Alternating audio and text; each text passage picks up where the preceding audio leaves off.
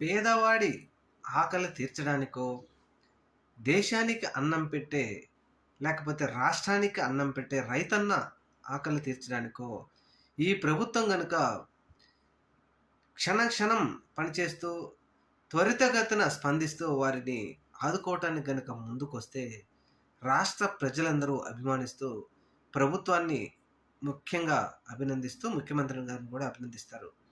అలా కాకుండా జగన్మోహన్ రెడ్డి గారు ఏ ఇంట్లోకి వెళ్తున్నారు, జగన్మోహన్ రెడ్డి గారు బయటికి వస్తేనే ఆయనను మనం నిలువరించాలి, జగన్మోహన్ రెడ్డి ఇంట్లోనే ఉండాలి, ఉండటం కోసం మనం వ్యవస్థలన్నిటినీ ప్రయోగించాలి అని ఈ ప్రభుత్వం అనుకుంటూ ఉందంటే, అసలు ప్రభుత్వం నిజంగా ఓట్లు వేస్తేనే ప్రజలు ఓట్లు వస్తేనే గెలిచిందా?